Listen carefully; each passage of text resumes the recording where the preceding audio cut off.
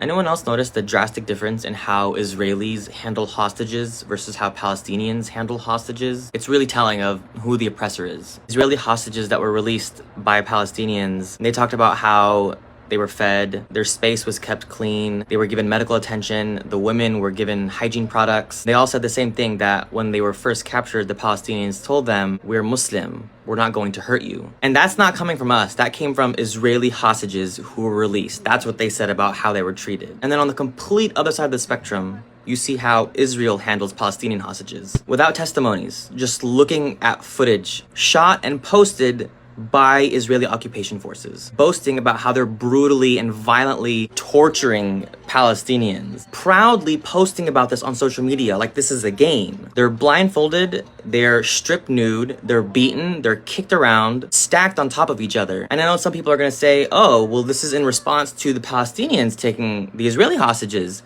No, my dear. Before October 7th, there were more than 5,000 Palestinians being held hostage by Israel, most of whom suffering the same brutality that the new hostages are suffering. Since 1967, more than 800,000 Palestinians have been detained by Israel. So prior to October 7th, there were more than 5,000 Palestinians being held hostage. Since October 7th until now, another 5,000 have been kidnapped by Israel, most of whom are in the West Bank, where Hamas is not present, for those of y'all who want to bring that up. And this is all in reference to how Israel holds live Palestinians hostage. We haven't even brought up how they hold dead Palestinian bodies hostage. They hold dead Palestinian bodies and refuse to give them back to their families so that they can bury them, often to harvest organs belonging to these Palestinians. If and when they return the bodies, the Palestinian families will find a massive cut down the chest with organs missing. This is a very common, well-known practice that Israel partakes in. So keep in mind